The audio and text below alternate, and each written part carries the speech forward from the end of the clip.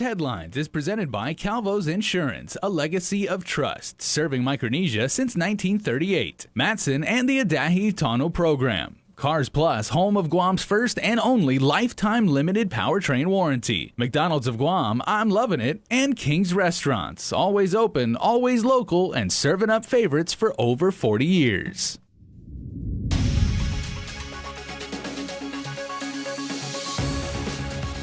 Coming up on Primetime this morning, a 66-year-old man became Guam's 39th COVID-related casualty. Also on the broadcast, we'll bring you the very latest from quarantine hearings from Superior Court, and it's been described as an important case on the issue of birthright citizenship for the territories. Good evening, Guam and Hafaday. I'm Jason Salas. The Joint Information Center was tragically notified that Guam's 39th COVID-19 related fatality occurred at GMH at approximately 8:40 last night. The man was transferred to GMH after testing positive upon admission to Guam Regional Medical City on August 28th. The patient was a 66-year-old man with underlying health conditions compounded by COVID-19. Governor Lulian Guerrero offered her condolences, saying, "COVID-19 is cold, ruthless, and painfully isolating. We all have to be frontliners," she writes, "to defeat this virus, and we must do so at the community level." Well, right before news time, we did receive today's results, as out of 569 samples, 23 have returned positive for COVID-19. 9 of them were identified through contact tracing, with Guam's total COVID case count now 2,286, with, as I said, 39 deaths. 579 people are actively fighting the virus, and more than 1,600 people have recovered from it. Well, as according to GMH Hospital Administrator Lillian Posadas, there are currently 31 COVID patients hospitalized, with 11 receiving ICU level of care, 7 of whom are on ventilators.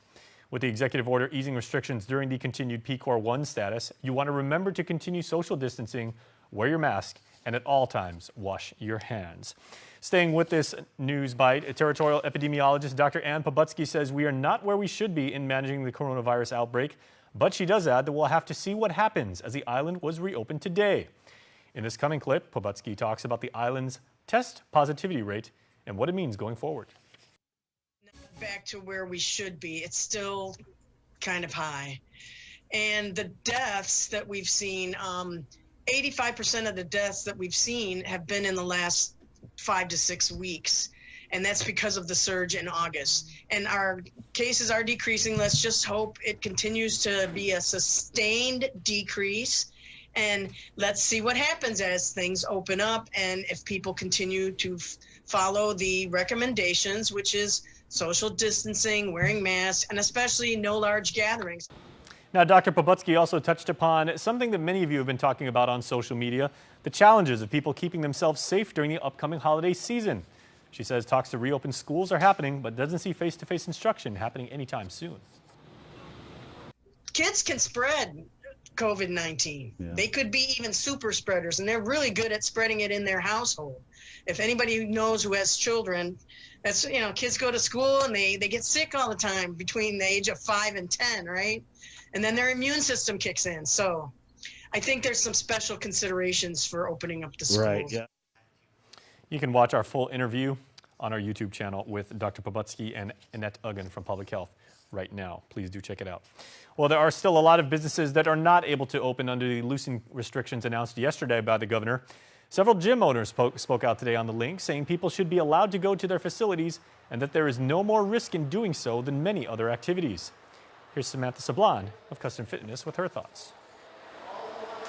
Let people make the decision on their own. I think, we're all educated individuals, and, let the consumers decide. As long as the businesses are following the rules and regulations, then I just don't see what more we can do. The aforementioned Dr. Pobutsky has said gyms are high risk for spreading the virus because working out typically involves a forceful expulsion of breath in relatively close quarters. Ian Mariano of Bridge Fitness says they are willing to adjust to stipulations. Even if it's 25% capacity, we need to get something going. Right. But sitting on the sidelines, watching everyone else, get to play is a little frustrating. Gym owners say providing people with a place to work out is an important service in this time of pandemic. Well, we have the latest with the Quarantine Chronicles from Superior Court as testimony continued today from the government's expert witness, Dr. Felix Cabrera, a member of the governor's Physicians Advisory Group. The doctor was heavily questioned on matters related to the purpose behind a 14-day quarantine in a GovGuam facility in order to eliminate the spread of COVID-19. Additionally, the court dismissed the AG's petition for a written directive authorizing the quarantine requirement for passengers that arrived from September the 12th to September the 20th.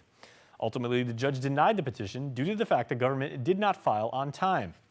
According to the Public Defender Service Corporation, they have called nearly 47 passengers that arrived 13 days ago, with all passengers expressing a strong desire for immediate release. After hearing arguments from both parties, the court did grant the release if they test negative. The judge says the ruling is temporary and may change as further testimony is heard from Dr. Cabrera. A continuation was set for next Monday. Moving to GURA, that agency has been making headlines recently regarding its board-approved pay raises for its directors and concern from Guam's public auditor. The GURA is heading down a path to needing a third-party custodian. In a board meeting held today online, Director Ray Topaznia said that simply is not the case. They've never indicated that we were in trouble to the point where receivership is even being considered. They're not aware of any discussions regarding receivership.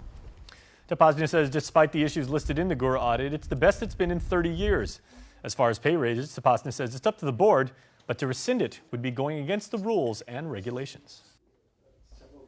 Rescinding a salary adjustment for any employee who received a rating of satisfactory or better would violate GURA's personnel rules and regulations and compensation plan. The Personnel Rules and Regulations and Compensation Plan was filed with the legislature in 2011 and then refiled 2 years later. Topaznia says anyone in the legislature who has an issue with it, it's too little, too late. If anyone at the legislature had an issue with it, maybe 2011 and 2013 was a time to bring it up. GURA's roundtable with lawmakers is September 28th. Moving on, the Guam Solid Waste Authority will seek federal funding assistance to help cover a projected $1.1 million revenue shortfall and avert a possible rate increase. Chairman Andrew Gale says a slowdown in business activity due to the pandemic and other unanticipated expenses does mean they may have to tap into reserves as well as replenish it through grant money from Uncle Sam. The board has authorized me to write a letter to the governor asking for some consideration for a Department of Interior CIP grant, a capital improvement project grant, that could help us offset some of our capital improvement project costs, as well as seeing if there's some availability of compact impact funding that could be allocated towards Guam Solid Waste Authority. There's language in the Department of Interior reports that really says these grants are meant to offset. These grants are meant for utilities or other capital improvement projects, which would include solid waste. Meanwhile, the agency is hiring an assistant GM to handle operations while they search for a replacement for current general manager Larry Gast. He announced plans to retire, but has agreed to stay on and oversee the agency from its home in the mainland until a permanent replacement is found for him. We're really leaning on Larry as we're building out in the middle of building out the third cell at LADS on his experience and his technical expertise, working alongside the engineering firm that's hired to manage it, as well as the construction company that's building it, is really watching out for the best interests of the Guam Solid Waste Authority. The law established stringent qualifications for the GM position. The GSWA spent months searching for a GM before hiring Larry Gast last January.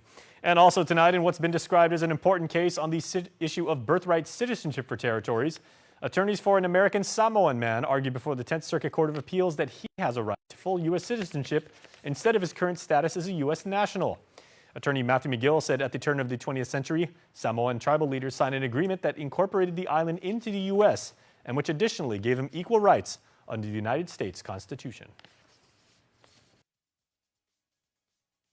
That when the flag was hoisted after the deed of cession was signed in 1900, the 14th Amendment already was in place, and at least when Congress accepted that deed of cession, they became a territory of the United States and part of the United States, subject to the 14th Amendment.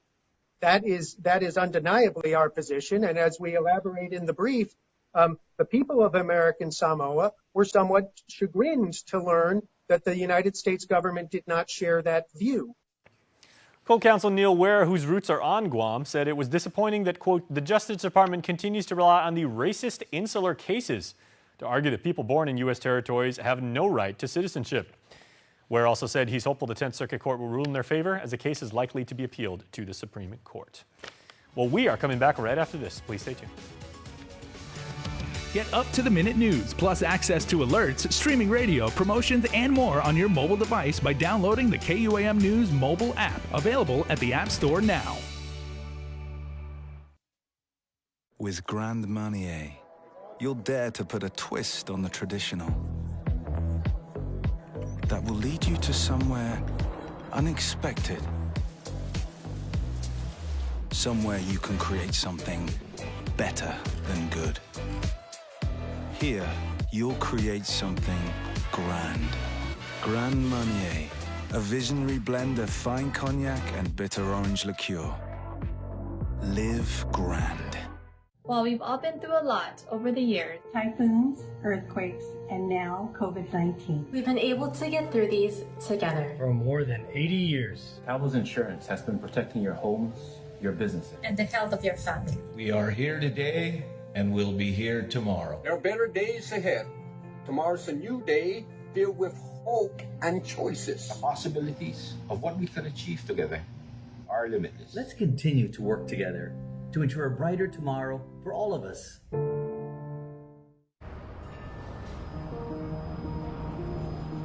It makes myself and it makes my team members very proud to work for an organization that has been on island for many years with its focus on reliability, dependability, and commitment to the communities that they operate in. Matson's a great corporate citizen to the community. We all benefit from any sort of environmental commitment we make.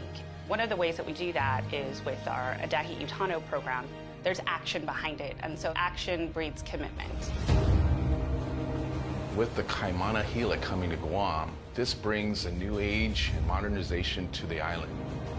It's exciting for me because it's a brand new ship and we can carry more freight into the islands. It just shows growth for Guam and Micronesia. Matson would be nothing without its customers, and we hope to continue to serve you for decades to come. KUAM News, winner of the 2020 Regional Edward R. Murrow Award for Excellence in Social Media. Primetime continues as 55-year-old Francisco Garrido Jr. and 31-year-old Davina Uggan were each charged with complicity of drug possession with intent to deliver the substance, a pair of counts of complicity to promote major prison contraband, and complicity for drug possession. Court documents state that Uggan made phone calls with an inmate arranging a meeting with Corrections Officer Mike Gumatautau. Earlier this week, Gumatautau was busted during an administrative search with a lotion bottle containing meth, a pair of hypodermic syringes, suspected marijuana, and a mobile phone. Uggan and Garrido are accused of packing their bottle and meeting with Gumatautau on September the 26th at a gas station. Also from court, 28-year-old Lawrence Vicente Cruz Fergiger is facing multiple criminal sexual conduct charges after allegedly sexual assaulting a 4-year-old. On September 21st, a woman reported the incident to police, saying the child was experiencing pain. Police allowed the woman to talk to the child while they listened outside, and the child alleged Fergiger used his hands to assault her. He was charged with first and second-degree criminal sexual conduct as felonies, with vulnerable victim sentence enhancement, third-degree criminal sexual conduct as a second-degree felony, fourth-degree CSC as a misdemeanor, assault with the intent to commit CSC as a third-degree felony, and misdemeanor child abuse. 67-year-old Francis William Cruz was arrested and charged with attempted second-degree criminal sexual conduct as a felony. At around 4 a.m. on September 23rd, Cruz allegedly pulled a 12-year-old close to him and placed his hand on her thigh. Cruz then allegedly asked the victim, quote, "Can I touch you?" and held her arms down. The victim was able to yell for help and escaped his grasp. Court documents state Cruz admitted to sitting with the victim and grabbing her thigh. Elsewhere tonight, Guam Animals in Need is offering a reward of up to $3,000 for information leading to the multiple persons or single person responsible for drowning a dog. The canine, believed to be an adult terrier mix, was found by a jogger on Sunday floating in the waters near Jeff's Pirates Cove in Ipan. When the Department of Agriculture and Game recovered the dog's body, Game President Cyrus Lur said, quote, "The rope around the neck was knotted tightly and duct tape was used to permanently secure the rope to a rock." The situation is further worrisome for not only other animals, but people in our tightly knit island community.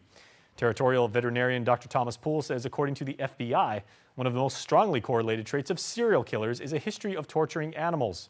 GPD continues to work alongside Gain on the case, and if you have any information, please call Guam Crime Stoppers. Their number is always 477-HELP. That is 477-4357. Let's go about 100 miles up north now to our friends in Saipan with a look at regional headlines with KSPN2 News. Hafa Guam, here are the headlines for CNMI. On Tuesday, 19 members of the House voted to adopt the Senate's version of the House concurrent resolution that proposes $96.47 million. The Senate's version is $13.81 million more than what the House originally proposed in July. Ways and Means Chairman Ivan Blanco tells us where the extra funds will be coming from. The Senate suspended several earmarks, for example, the solid waste excise tax of 7%, the GHLI, the CIQ for the airport, MVA, and MPLT, interest payment. So there are available resources that they made changes to ours of $86 million, went up to $96 million. So by suspending those earmarks, they made funds available to their proposal in the concurrent resolution to give additional money to PSS. That means an extra $3 million will be going to the public school system. Another concern brought up on Tuesday's session was if changes to the concurrent resolution was constitutional, specifically if the Senate can suspend earmarks. Per our counsel, as long as the budgetary resources that were identified by the governor of $144 million did not change, then yes, it's within our power or the Senate's power to do so. The governor is required by Constitution to present a balanced budget proposal that details anticipated revenues and recommended expenditures. Both amounts should be the same. So he identified $144 million and the budget plan expenditure at $144 million. That did not change from the House concurrent resolution. So there was a lot of back and forth discussion among the members, and at the end of the day, we decided that since it's constitutional, and given the timing, that we needed to get the concurrent resolution out and actually work on the details in the budget bill, all the members, the majority of the members decided that we must move forward.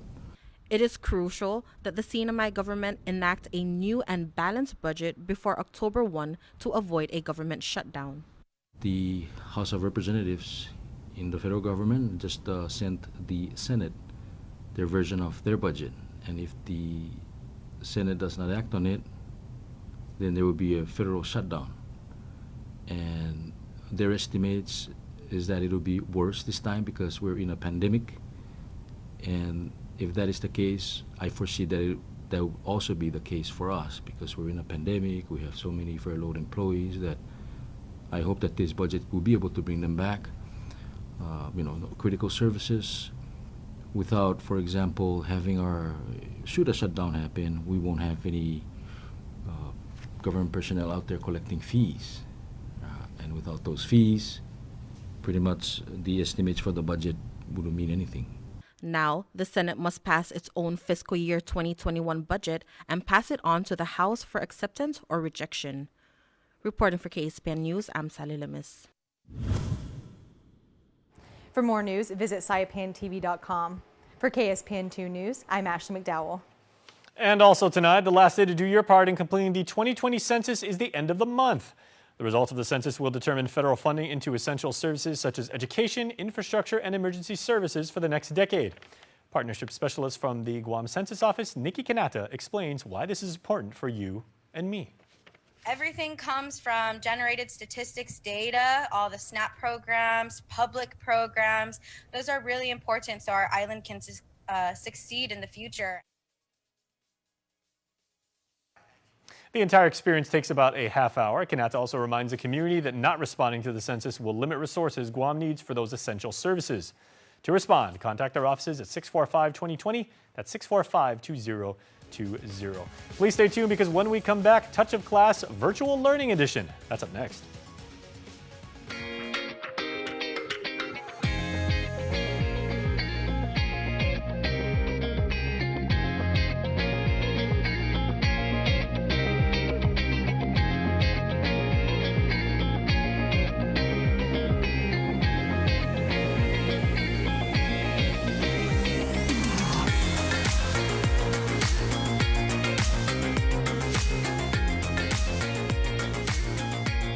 your community calendars, brought to you by Taco Bell. Whether it's your first meal or your fourth meal, we've got you covered. Taco Bell, live Más.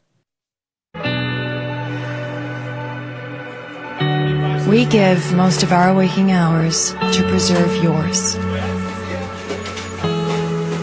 When we're in it, nothing exists but you and the person that needs your help. It can be difficult at times. You can't help but take the weight of what you've seen home with you.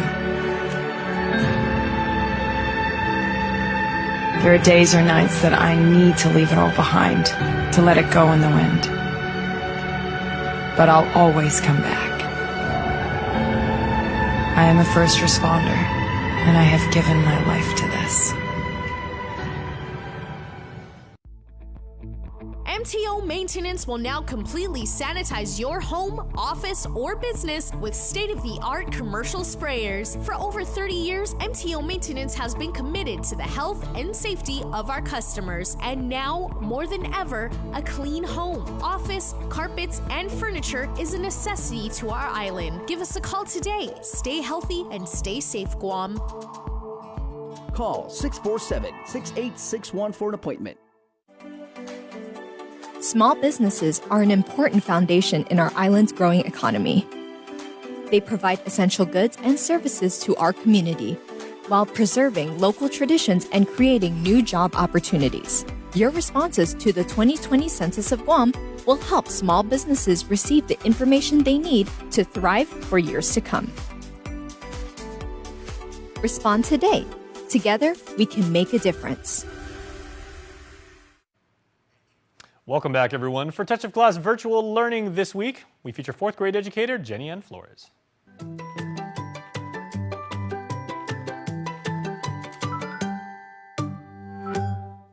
And on today's segment, we're featuring another teacher with a touch of class. So welcome to the show, Miss Jenny Flores from Finneguyan Elementary, teaching the 4th grade. Miss Flores, thank you so much for joining us on the show. Thank you for having me. I'm so excited to be here in your show. So I wanted to ask you that we are in this school year that is different from any other we've ever seen. So what's the biggest challenge that you've seen so far with the remote learning? Well, the biggest challenge is learning the technology. And in fact, the first 2 weeks, my students had to learn it and the parents had to learn it. That's the biggest challenge. The next challenge is that the teachers are not there face to face with the students, and we've had to get a lot of help from the parents. So it's a double-edged sword. It's a good thing, but it's also a very hard thing to do. And Yes. even learning the technology, it's a good thing to learn the technology, but it is hard. And I think that's key because the kids are going to need to learn this technology eventually anyway. So in this setting, it's kind of forced upon them. So what do you want the parents and the students of Guam to know about this school year? In the movie Cinderella, they said 2 words. The godmother said 2 words: have courage and be kind. So have courage. You're going to learn this. I've had to learn this. Some of the hardest things I've done in my last 2 years in teaching was to learn technology, to learn robotics, and to do videos for PBS this last summer. It is hard, but we need to have courage. We will learn it. And to be kind to each other, to be patient with each other. Be patient with your teachers, and teachers be patient with the parents. And I know we are. Be patient with yourself and with your children and your students. We'll get through this, and the only way to get through it is with joy and with kindness for each other. So And be that's great courageous, have advice. courage, and be kind. I think that's great advice, not just for your 4th graders over there at Finneguyan, but for people in general, in life, in this current situation. So I really appreciate you saying that to me and to everyone here. So Miss Flores, thank you so much for doing all that you do. And I'm really glad that we have teachers like you that are helping these kids get through this. Thank you.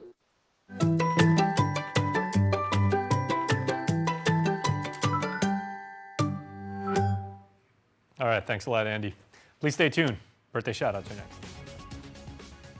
Guam's auto appearance specialist, Elegant Reflections, has been providing the automotive industry with professional detailing and car care products at its highest quality, from complete detailing, full interior detailing, exterior detailing, headlamp restoration, hand washing, seat and carpet shampoo, engine degreasing, undercarriage cleaning, paint sealant, fabric protection, paint oxidation removal, and so much more. Visit us at our new location. Call 646-5555 for an appointment. Elegant Reflections, Guam's auto appearance specialist, over 20 years of experience.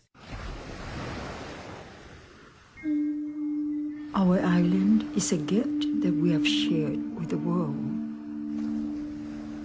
But in the stillness of today, our island is asking everyone to give us a moment.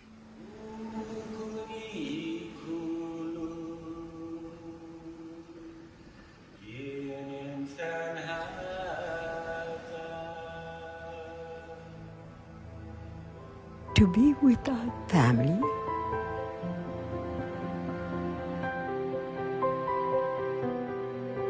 Ifamagonte, our children, our grandchildren, Itanote, our land, our thoughts,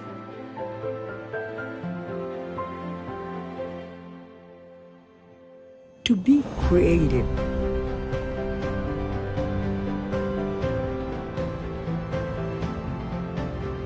Panhongi, to have faith,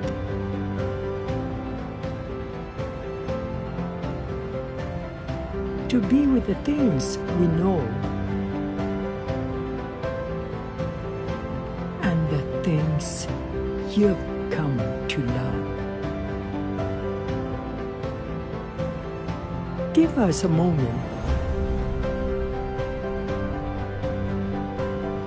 and we will share one together soon.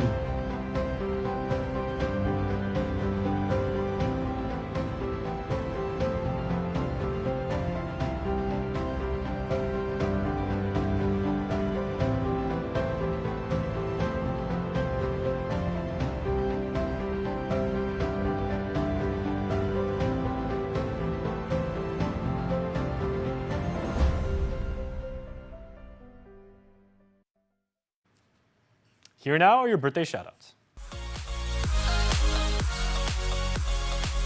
On the 25th of September, which this year, of course, falls on a Friday, happy birthday to Anita Salasdula. Happy birthday to my wife. Thank you for all the love and support you've given me and our kids, grandkids, and great-grandkids. Love you. That's sweet. Vera Soriano wishing my best friend, my world, my mom, a happy 70th birthday. We love you more than words can say. Enjoy every second of your special day. Happy birthday, Mama. We love you so much. And Rai Patilon, Chandler Salas, or known as Geptal. Happy 20th birthday to John's daddy and my Toretto. Wish you nothing but bullet good night, my dude. Happy birthday to you, your lady. And happy belated birthday wishes going out to Latasi Napati, born on the 24th, who celebrates birthday number 14. Have a blessed and safe day. Hope you enjoy your day. We love you from Nina Jen, Napu, Nino Donald, and the family. And last but certainly not least, because also born on September 24th, is Nicole Merfallen Andre. Happy birthday to you coming from your children, Isaiah, Sophia, and Ezekiel, and baby on the way, see? Along with the rest of the family. Each and every one of you is an amazing Guamanian. We're happy to have you as part of our community, our family, and we're happy to wish you a happy birthday.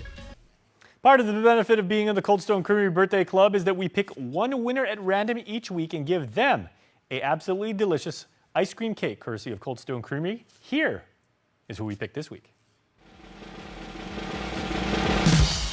This week's winner is Corinne J. Bloss, who was born on September the 20th. So Corinne, we wish you a happy extended birthday. It's our pleasure to give you and your family some extra joy on your birthday. We'll be in touch with you to let you know how you can redeem your Cold Stone Creamery ice cream cake.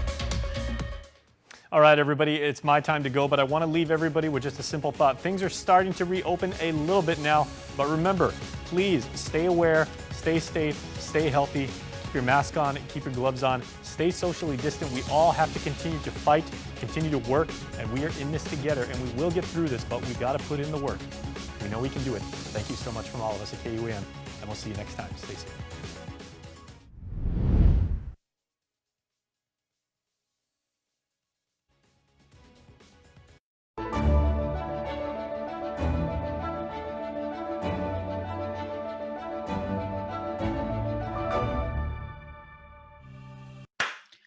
All right, Hafaday, welcome to another episode of the One Micronesia podcast. And these next series of episodes, we're talking about one thing, and the theme is unity. Now, we're talking to individuals, organizations, programs, so it ties to the FAS that are doing positive things in the community and promoting the spirit of One Micronesia. And with us today is an awesome organization, which I am excited to get to sit down with these guys because I've seen their logo around. I've seen their programs, the little statement, the little releases that come out, and I've seen them, but I've never really gotten to know what the program does. So this is actually a good learning thing for me to learn about their program, and for you guys that are watching and listening to get to know about this awesome program. So I'm going to open the mic here to these awesome four individuals who've taken the time out of their busy quarantine work day to talk with me today. So ladies and gentlemen, welcome to the One Micronesia show. I guess I'll start. So my name is Sam Ilasugam. I work at our office here at GUAM. My name's Monica Lentiaco. I oversee, I have two positions. It's a program manager and also the lead treatment specialist. I oversee two housing support programs. That's the Mary Claire Home, as well as the Hina Nautout program, or some people know it as Our Journey, or others know it as the Independent Group Home. My name is Jaira Bautista. I am a program coordinator. I oversee the INAGIC program, and also the community-based Sagamami program. With Sagamami, my title is program manager. So like Monica, I wear two hats, a program manager and a program coordinator. Thanks for having me. This is Connie Castro, and I'm the fiscal officer for Gumamami. I do the financials and the budgets and anything dealing with financial reporting. All right, so again, guys, thank you so much for joining me on the show here. Well, let's go ahead and talk about the organization. Like I opened up with, it's just a perfect way to get to know the organization. So let's start with a little history of Gumamami, how it all started, when did it all start, and what's it all about? So Gumamami started actually 39 years ago, and it started by some concerned community members, some professionals within the disability field. At that time, there was a need to address the services for individuals with disabilities.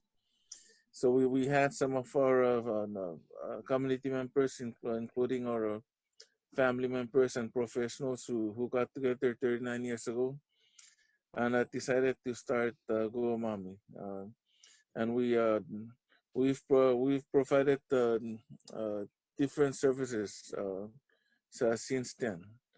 And our target service population is, of course, adults with disabilities. In our history, we've served different disabilities. We've served people with intellectual disabilities. We've served people with developmental disabilities. And now we're also serving individuals with serious mental illness. Okay. All right. So I guess we'll get right into it. So let's talk about the different programs, because I'm pretty sure you guys have so many programs lined up. Let's talk about some of the programs that you guys have. Okay, so like I mentioned earlier, I oversee the Mary Claire Home, and the Hinanauta home, right? So those programs actually started around 1983, more or less 1983. And the first program in Guam was actually the independent group home. People know it today as the Hinanauta program. As Sam had mentioned, many years ago, there was no such thing as a place for persons with disabilities to live once they became an adult. So families got together with people in the community, leaders in the community felt that it was very important. So Hinanauta started because of a need, right? The need for housing, a place for adults with disabilities, more so at the time, adults with intellectual disabilities to live and to live independently in the community and to be a part of the community. So the first home was the independent group home. The second home is known as the Mary Claire home. Now the Mary Claire home comes with a rich history because that home was, it first started because of a woman by the name of Mary Claire Cruz. And she was this young woman who in the community had both a mental illness as well as some developmental challenges. And so there was no place to place her. And what ended up happening was while the program was being developed, she was killed by a hit and run driver up at Manilao, in the Manilao area next to the Pacific Tire. At that time, that was the Rainbow Store area. I don't know if you remember where Pacific Tire is at. And so that when that happened, there was a community outbreak and there was a need to have this discussion about what are we going to do about our community and addressing the housing needs, the residential needs for people to live in the community with staff support. So those homes were started because we needed to have individuals with disabilities live in the community, but with the supports needed, right? So the home is staffed 24 hours a day, 7 days a week, by caring people that really do a nice job at helping them live independently as possible and being a part of the community. Oh, wow. So basically, those are the two homes that we currently have. The Mary Claire home, just to mention, both homes are funded under Guam Behavioral Health and Wellness Center. Those are contracts, those are actually programs that are funded by the government. Initially, many years ago, it was funded by Public Health and Social Services. Then at one point, Department of Integrated Services, then it carried on as the government became more evolved, as the government services started to evolve. Now it's currently under Guam Behavioral Health and Wellness Center. So,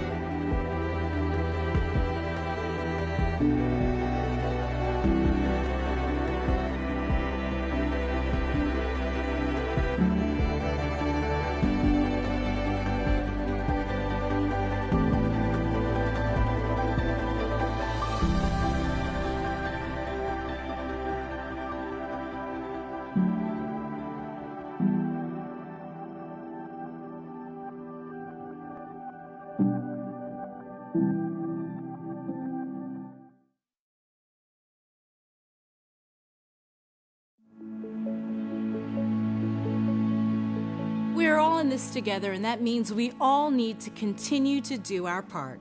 We can't let our guard down. Each and every one of us are soldiers in this war against COVID-19, and every day is a battle. It may sound hard to believe, but combating COVID requires us to hold the line every single day by continuing to practice social distancing, wear a mask, and wash your hands. If there's anything we've learned these past few months is that things can change within hours. We can wake up in the morning hearing there are 0 positive cases, and by the time we go to sleep at night, we can see a spike. That's why we urge you to please continue the fight, not just for yourself, but for your family and friends. We can do this together. Let's all stay ahead of the spread. This message is brought to you by the KUAM Care Force. So, Jara, let's talk about some of the programs that you've. Sure. So I'm the program manager for Saga Mommy, or it's Saga Mommy or Our Place. It is a enrichment center and drop-in center for adults with serious mental illness who are homeless or at risk of being homeless. It is it's unlike the residential program, it's more of a day program.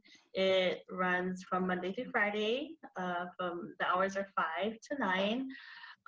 And so those people who have serious mental illness or who are homeless come in and they can receive services like getting resources, getting in touch with family, reunification, getting assistance with planning for or obtaining public assistance benefits, Social Security, insurance or disability insurance, and wellness programs such as areas of recovery, assisting them in moving forward in their recovery process as a person with a mental illness or who is suffering with substance use. So we help them get in touch with different programs, other programs that can help them in the community. We engage in awareness campaigns, trying to get the word out and prevent or educate the public on mental illness and prevent the further spread of stigmatization against those who have mental illness or who are homeless, or both. And then we try to encourage those who are here to engage in our employment programs, to seek employment, to even volunteer. So just to engage in interests that they have that would help them along with the recovery. The drop-in center is a program at night that includes light refreshments.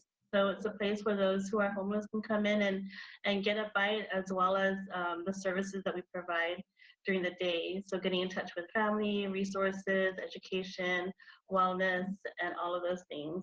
We try to get people in the community who are experts in various fields like finance, education, nutrition, government assistance programs, and the colleges, so that the members who come in here can learn more about those programs and what's available out there. Now, why do you think diversity is important to the program, Gumamami? Having a diverse community within the organization allows all of us to learn from each other, learn more about ourselves, and it improves our ability to serve those who are also the same in different ways, or it helps us to appreciate the differences that we have with those we serve and those we work with across the board. So it adds value. I can also add that Guam is a very diverse community, and with that, it's also important for us to have that diversity within our workplace. Our workplace should reflect the kind of community that we live in. So, given that, and it's also a way to address the needs of the individuals that we support. The consumers of our services come from a diverse background also. So in order for us to adequately support and provide for their needs, for me, I think we should reflect that diversity in our workplace. And overall, it's diversity and enriches our lives, not only as employees but as people. And we can, we've had different programs, and even the whole island has participated in various activities that promote diversity, and that's because of, for me, I think having a diversity is a plus for our community. Now, how does the organization celebrate diversity and ensure inclusion? You know, that's a wonderful question, because I tell you, before I was actually, before this podcast, I was actually having a conversation with Sam, because this is a topic that's very passionate and very dear to me, right? Because to celebrate diversity means, to me personally, is to celebrate a way of life, people. You know, it's to celebrate it's not just about culture, but it's to celebrate what people believe and what people value as human beings. You know, some of us may not agree with certain things and way things are done, and some of us may have a different way of living. And it's really about finding that kind of common ground that we need to celebrate, right? It's a celebration. And for me, I think Gumamami celebrates diversity every day. Seriously, you know, from our management staff to all our direct care workers, and I'm going to call them, because they are essential workers, right? One of the things that we always do as a part of the interview process is seeing, are we a diverse organization? Do we have enough people in our organization that promotes different cultures, different backgrounds? And I'm proud to say that we do, you know, that we have people working within our organization that are Chamorros, we have Filipinos, we have Yapis, we have, you know, different people, you know, from different cultures. And for me, that's really the beauty about celebration and celebrating diversity, is that we have people that we can learn from, right? I mean, we've had many different kinds of activities where we've celebrated diversity. And one of the most recent ones that we did several months back, last year, was called the Do You See Me Project. And to me, that project was about diversity and about learning about people through poetry, through the arts, right? And so, you know, you would hear the voice of an individual with mental illness, and they talk about some of their struggles and their celebrations of life, right? So for me, that was one way we celebrated diversity. And then, you know, one of the things that we do at the homes is we have cooking activities where, you know, we learn about different types of menus and menu planning. And it's interesting because some of our, you know, when we're talking about food, we're like, what is that? You know, we don't even know. Some of our staff like, what is that ingredient? What's this quinoa? What is, you know, all these things that we're learning about. So for me, that's the way we celebrate diversity, is through, you know, working with the individuals we do and learning from one another, and sometimes crying, sometimes laughing, you know. This, like I said, this is a topic that's always is very dear to me. Also, for me, diversity is important because, you know, I also have a son who's in the autism spectrum. So to celebrate diversity in terms of disabilities, but also in terms of, you know, seeing people for who really.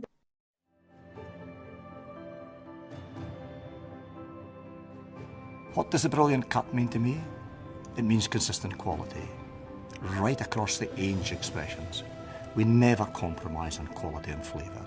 It's also the very particular cut of spirit we take to fill our barrels. Tasting it today is just as exciting as the first time I tasted it. That is the brilliant cut.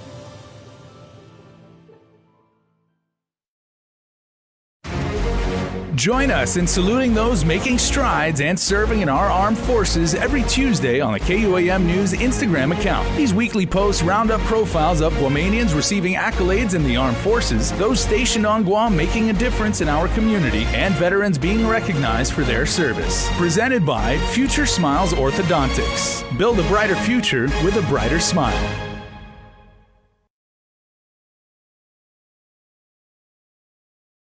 That's amazing. The celebration is there, and you guys definitely have it and are proud and are working with it.